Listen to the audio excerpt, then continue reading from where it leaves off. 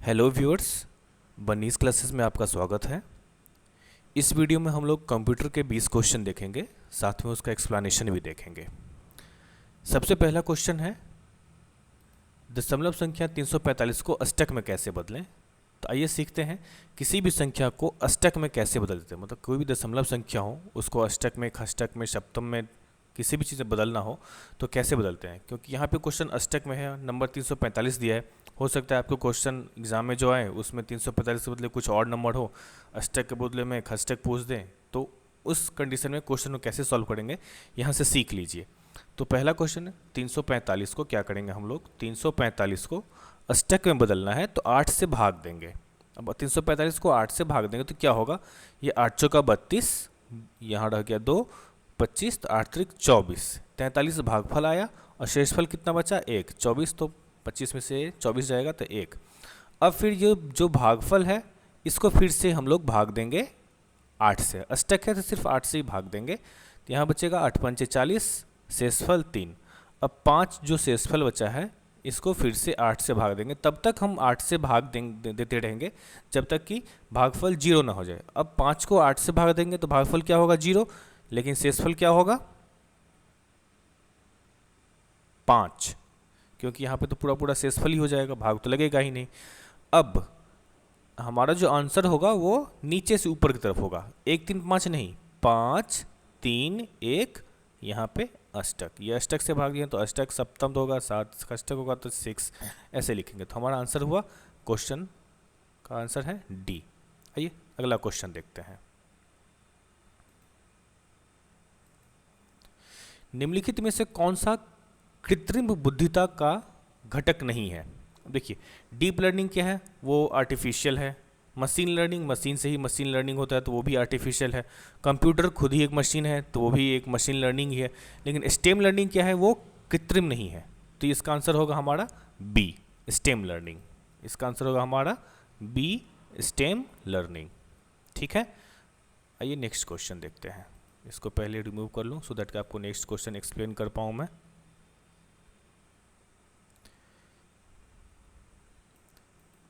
Next question कहता है, एक कंप्यूटर प्रोग्राम जो किसी व्यक्ति को प्रतीकों, दृश्यों, रूपकों और पॉइंटिंग उपकरणों के माध्यम से कंप्यूटर के साथ संवाद करने में सक्षम बनाता है, उसको क्या बोलते हैं। उसको बोलते हैं ग्राफिकल यूजर इंटरफेस। ये एक इम्पोर्टेंट क्वेश्चन भी हो सकता है कि GUI का फुल फॉर्म क्या होता है। ऐसे आप याद रखिए, GUI, जी से ग्राफिकल, यू से यूजर, आई से इंटरफेस, ग्राफिकल यूजर इंटरफेस। जैसे देखिए, माइक्रोसॉफ्ट क्या है, माइक्रोसॉफ्ट एक ऑपरेटिंग सिस्टम है विंडोज़ के लिए, तो ये एक GUI है। एंड्रॉयड क्या है, ये एक ऑपरेटिंग सिस्टम है, तो ये भी एक GUI है। तो जो भी ऑपरेटिंग सिस्टम्स होते हैं वो GUI होते हैं, ग्राफिकल यूजर इंटरफेस होते हैं। तो GUI का फुल फॉर्म याद रखिए, ग्राफिकल यूजर इंटरफेस। अब इसमें ऑप्शन देख ही रहे हैं कैसे कंफ्यूज कर रहा है, graphical usages, interaction, graphical user interface, ये तो सही है, गेमिंग यूजर इंटरफेस। तो इस तरीके से आपको कंफ्यूज किया जाएगा क्वेश्चन में, लेकिन आप इसका शॉर्ट फॉर्म याद रखिए, ग्राफिकल यूजर इंटरफेस होता है। ठीक है, तो हमारा ऑप्शन का भी आंसर हुआ सी। ठीक है, आइए अगला क्वेश्चन देखते हैं। इसको पहले रिमूव कर लेता हूँ।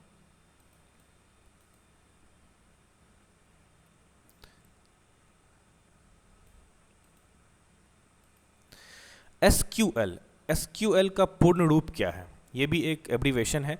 Sequential query language, sorry, structured query language होता है। सिक्वेंशियल तो पहला ऑप्शन था, इसका सही ऑप्शन है बी, स्ट्रक्चर्ड क्वेरी लैंग्वेज। इसका भी आप एब्रीवेशन याद करके रखिएगा।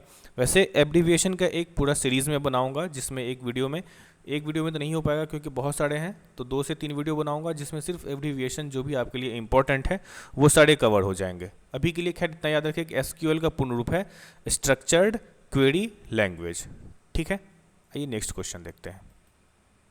दशमलव संख्या 69 का बाइनरी रूप में रूपांतरण करें।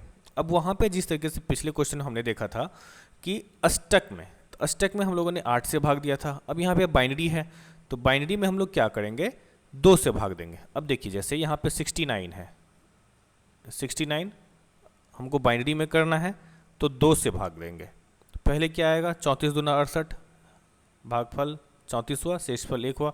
फिर भागफल को यहाँ पे लेके आएंगे तो 34/2, तो कितना होगा ये 17, भागफल 17 और शेषफल 0। ठीक है,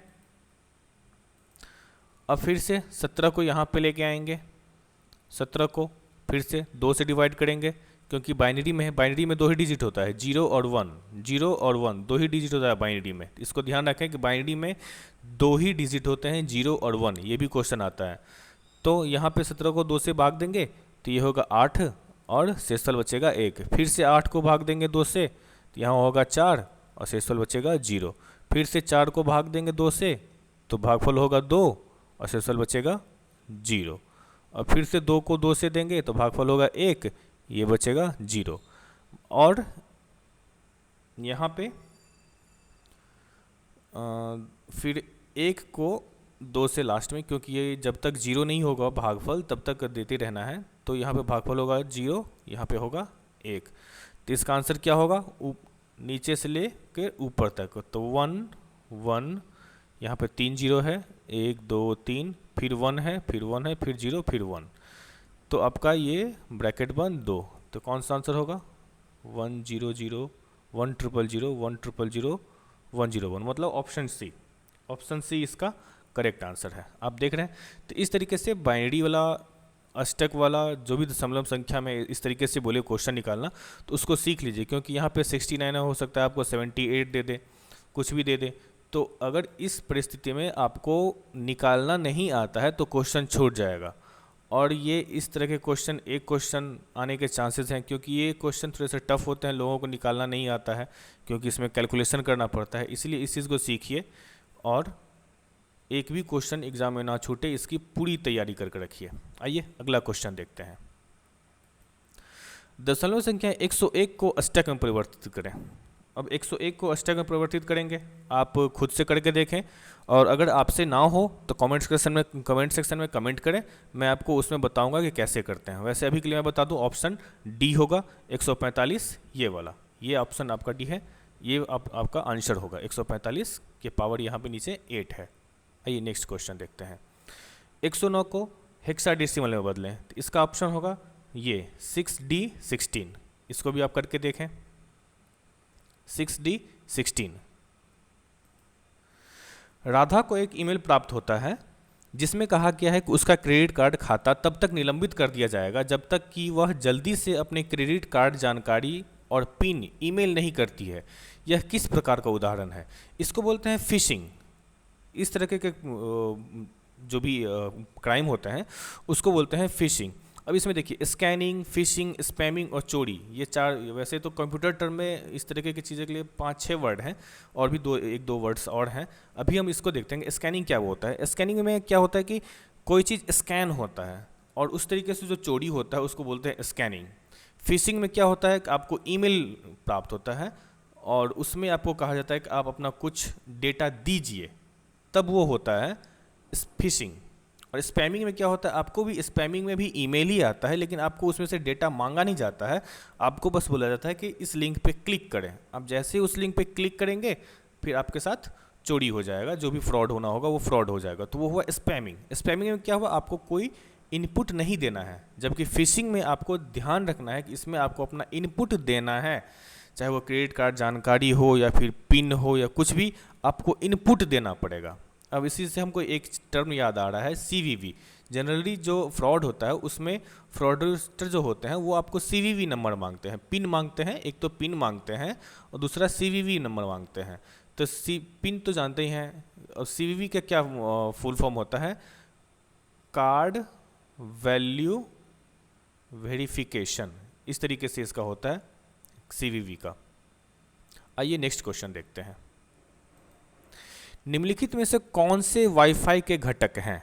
वाईफाई घटक मतलब क्या सब चीज़ वाईफाई के लिए ज़रूरी होता है, क्या सब चीज़ यूज़ होती है वाईफाई में।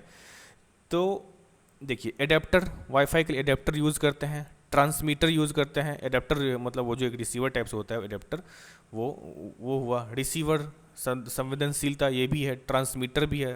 तो ये उपरोक्त सभी, ऑप्शन डी। इस तरह वाईफाई के घटक इसमें सभी हैं, उपरोक्त सभी हैं। हर मौसम में निगरानी प्रदान करने के लिए इसरो द्वारा निर्मित भारतीय रडार इमेजिंग टोही उपग्रहों की एक श्रृंखला है। इसको ये रीसेट है। ये रीसेट क्या है? रीसेट है आपका, इसका फुल फॉर्म है रडार इमेजिंग सैटेलाइट। आर से रडार, ये जो आर है, आर से है रडार, आई से है इमेजिंग, इमेज मतलब वो इमेजिनेशन वाला नहीं, इमेजिंग मतलब फोटो वाला इमेजिंग, और सेट से सैटेलाइट, ये है सैटेलाइट। तो इस तरीके से इस क्वेश्चन को आप याद रखिए कि रडार ये क्या है, मौसम प्रदान करने के लिए, मौसम की सुविधा प्रदान करने के लिए वो रीसेट है। जो एस्ट्रोसेट है वो एस्ट्रोलॉजिकल वगैरह के लिए, इनसेट किसी और चीज़ के लिए है, ओशन सेट ओशन में निगरानी रखने के लिए होता है। आइए नेक्स्ट क्वेश्चन देखते हैं। डेटा सुरक्षा के लिए पाठ को साइफर करने के लिए कुछ विधियों का उपयोग किया जाता है। निम्न में से किस विधि का बिट्स में विभाजित किया जाता है? ये है स्ट्रीम विधि। अब देखिए मैं इसको आप सिंपली समझाता हूँ। ब्लॉक विधि क्या होता है? किसी को मतलब शब्द को पाठ में विभाजित करने के लिए ब्लॉक विधि में वो जो कंटेंट होता है उसको सॉफ्टवेयर जो है उसको यूनिट्स में कन्वर्ट करके रखता है। ब्लॉक में यूनिट में, यूनिट विधि तो यूनिट विधि नहीं होता है, ब्लॉक विधि में ही यूनिट विधि इंक्लूडेड होता है। यूनिट विधि नाम का कोई विधि नहीं है। और जो स्ट्रीम विधि होता है उसमें क्या होता है, सादे पार्ट्स को बिट्स में विभाजित करता है। जो सॉफ्टवेयर है उसको बिट्स में विभाजित करता है और इन बिट्स को व्यक्तिगत रूप से इनपुट के रूप में प्रदान किया जाता है। ठीक है। लेकिन ब्लॉक पद्धति में, ब्लॉक विधि जो है उसमें क्या था, पाठ को इकाइयों में, ब्लॉकों में विभाजित किया जाता है। ठीक है। तो ब्लॉक विधि में ब्लॉक में, और स्ट्रीम विधि में क्या था कि इनपुट्स में जो बिट्स में कन्वर्ट किया जाता है। स्ट्रीम विधि को बिट्स में ऐसे याद करें, स्ट्रीम बिट्स, स्ट्रीम क्या होता है, बोट, स्ट्रीम बीट बोट, ऐसे याद कर सकते हैं। ब्लॉक यूनिट, जैसे किसी चीज़ को हम ब्लॉक वाइज बांट देंगे तो उसको यूनिट बोलते हैं। तो इस तरीके से यूनिट विधि कुछ नहीं होता है। दशमलव संख्या 55 का बाइनरी रूप से रूपांतरण करें। अब 55 को बाइनरी रूप से रूपांतरण करना आपको आता है। एक बार फिर से मैं आपको रिमाइंड करवा देता हूँ, आप देख लीजिए कैसे करते हैं।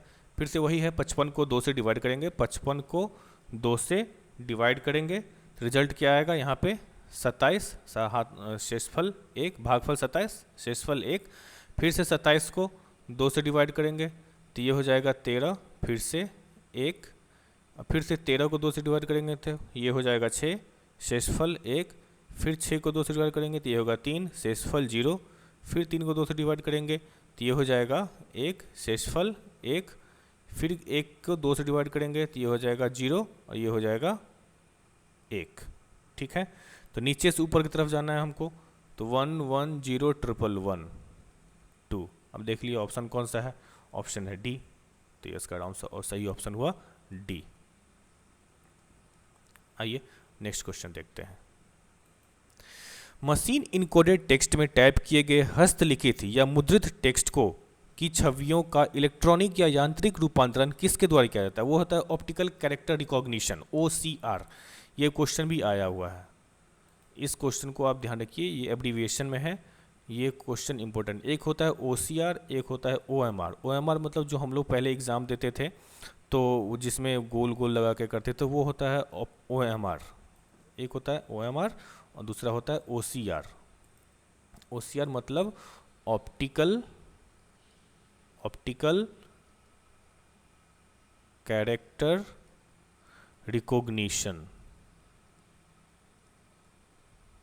कैरेक्टर ऐसे होगा, TOR, ऑप्टिकल कैरेक्टर रिकॉग्निशन। तो वो होता है ऑप्शन 2। तो ये इसका ऑप्शन 2 हुआ। और दूसरा होता है OMR। इसका फुल फॉर्म आप कमेंट कीजिए। यह है कथन वाला क्वेश्चन। कथन A कहता है, जब कूट लेखन और विकोडन दोनों के लिए एक ही कुंजी का प्रयोग किया जाता है तो इसे निजी कुंजी या समामित कुंजी कहा जाता है।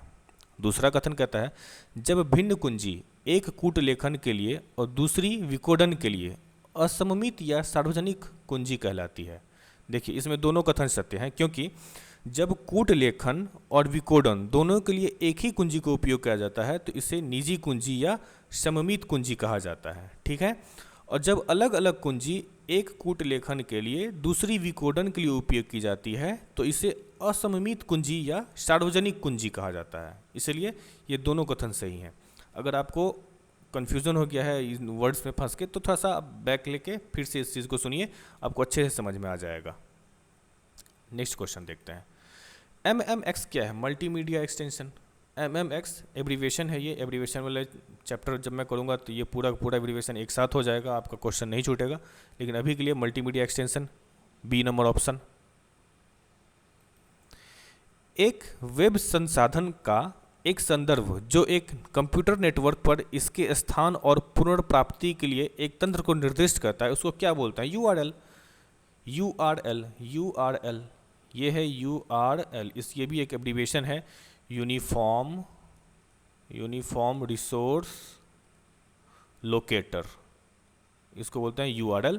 जैसे हम कोई भी वेब ब्राउज़र खोलते हैं तो वेबसाइट डालते हैं ना कि www.google.com, तो जहाँ पे डालते हैं, जिस जगह पे ये चीज़ लिखते हैं, उसको बोलते हैं URL।